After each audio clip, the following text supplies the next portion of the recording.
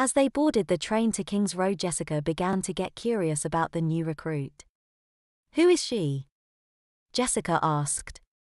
"Her name is Miranda. She owns the Capes and Collars brothel in King's Row."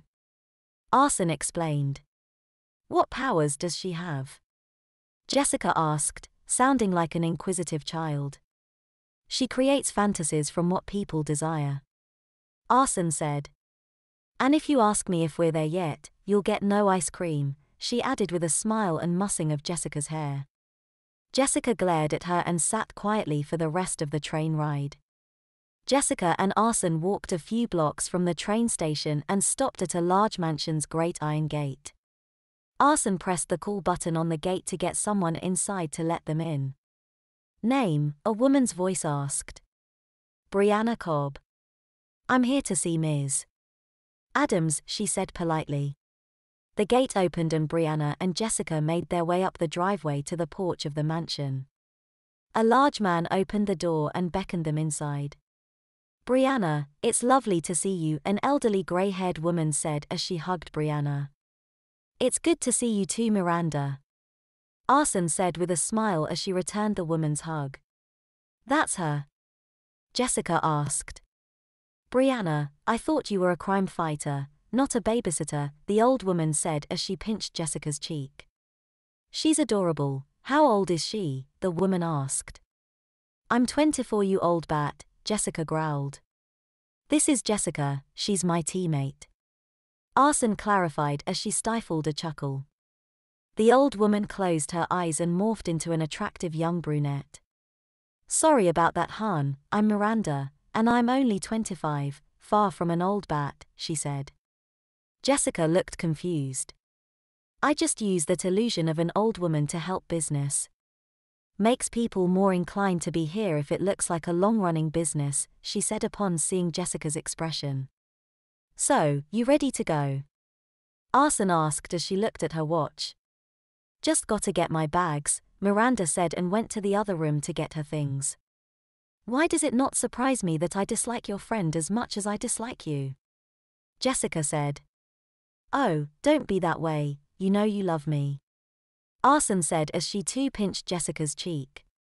Miranda came running into the room after hearing a crash and saw Brianna getting up off the ground outside after apparently flying through the front door. "Just put that on my tab," she said as she came back into the house, dusting herself off and glaring at Jessica. On the train ride back to the base, Jessica sat in silence, completely ignoring Miranda and Brianna. "Why's she so cranky?" Miranda asked. "She doesn't like being talked down to," Brianna said. "Kind of hard not to be when you're so short and cute," Miranda said with a giggle. As the train neared the station, it began to shake violently, startling all the passengers. "What's going on?" Jessica asked. Her answer came when the roof of the train was torn off above their heads, and a large robot loomed above them. Freedom Phalanx Reserve members Arson and Diaper Dandy found. "Commencing termination," the robot said and reached into the train for Jessica and Brianna. The 10-foot-tall robot reached for Brianna and Jessica and got a jet of flame to the face for its trouble. "We have to lead it away from these people," Jessica said. Arson nodded and the pair flew out of the train and away from the station. The robot used its jets on its back to follow behind them. Arson and Jessica turned to face the robot and saw a blast of blue energy hurtling at them from the robot's wrist cannon.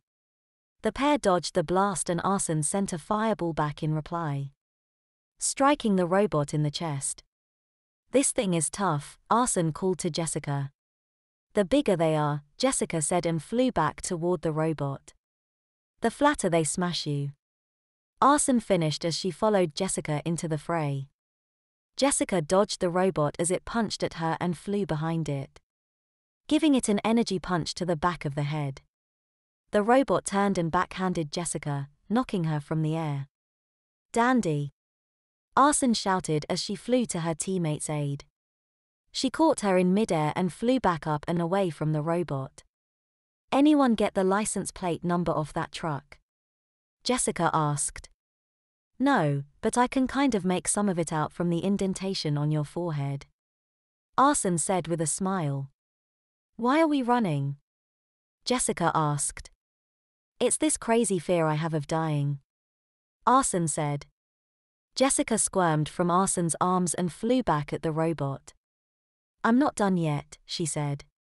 Arson sighed and followed Jessica again. As they neared the robot, Arson shot several fireballs at it, each impacting it with a small explosion. Jessica followed these up with a battering ram from her energy-charged fists as she flew into the robot's face. The robot spiraled toward the ground and exploded in the riverbed as it hit the ground. Nice work, partner, Arson said as she held her hand up for a high five from Jessica. Ditto, partner, Jessica agreed with a smile. Diaper, Dandy and Arson spotted. Termination sequence initiated, another robot said.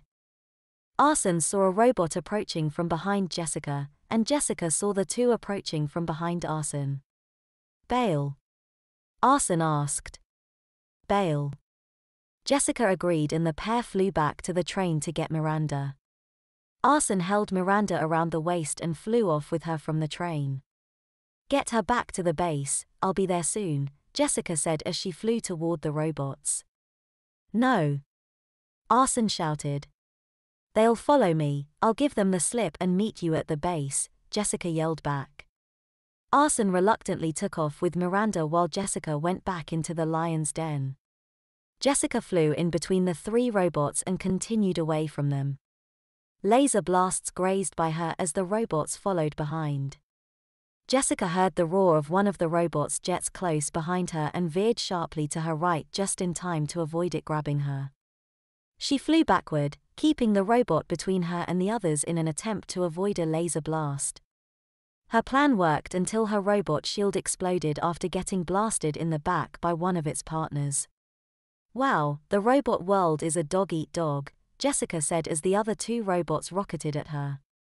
Jessica again flew at one of the robots and rammed it with her energy-charged fists. The robot recovered after a moment and blasted at her again. The blast barely missed her. And she hit it again with a charged attack. This time standing on its chest as it fell to the ground with her stone feet kicking it in the face as it tried to recover. Just before it hit the ground, Jessica flew back up, the flames from the wreckage licking at her heels as she ascended. Where'd it go? She asked as she scanned the sky for her remaining attacker.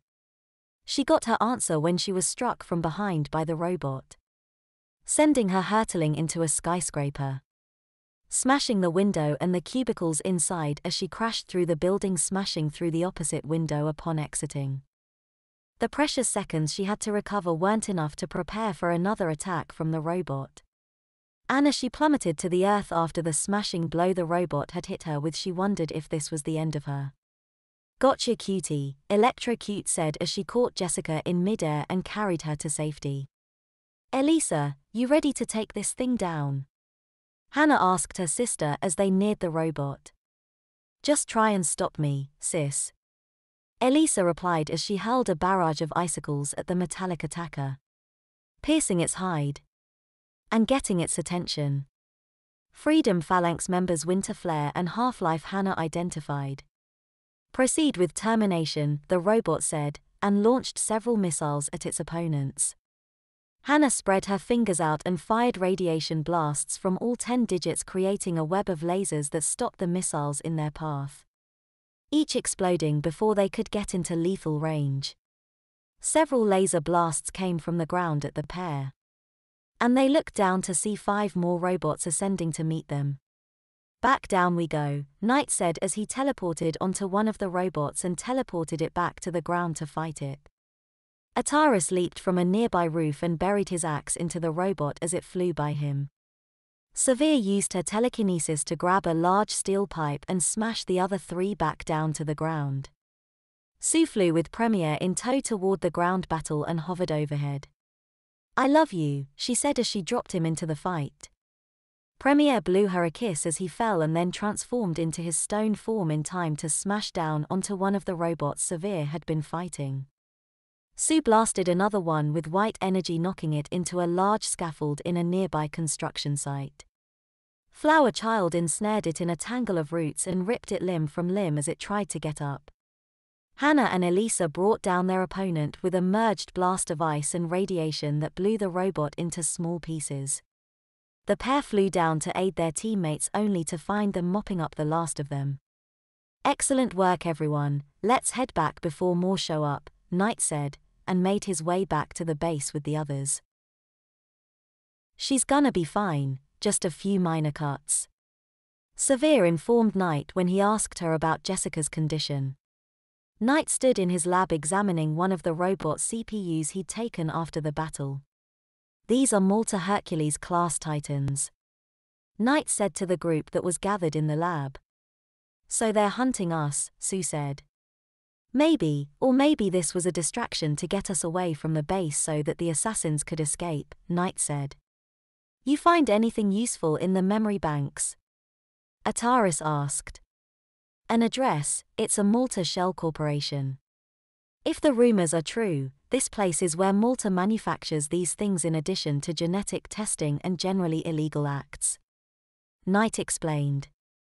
"When do we hit it?" Arson asked. "We don't. It'd be a suicide mission," Knight said. "Then bring on the kamikaze," Arson said. "These guys have tried to kill us twice now, and they won't stop until they succeed. I say we bring the fight to them," Arson said. "And that's why you're not in charge of this team," Knight said. "Brianna is right, it's better to die with honor. On our feet than it is to die on our knees like cowards," Hanako said. "All right, how about you guys head back to the kids' table until you learn some sense," Sue said. "Knight's right, we can't just rush in there and expect to win," she said. "I thought this was a team, not a dictatorship," Arson said. "This is a team, it's not a go off half-cocked because you're angry and get killed," Premier said. "I have a plan," Jessica said weakly from the doorway. "It'll take all of us to pull it off, but it'll work," she said.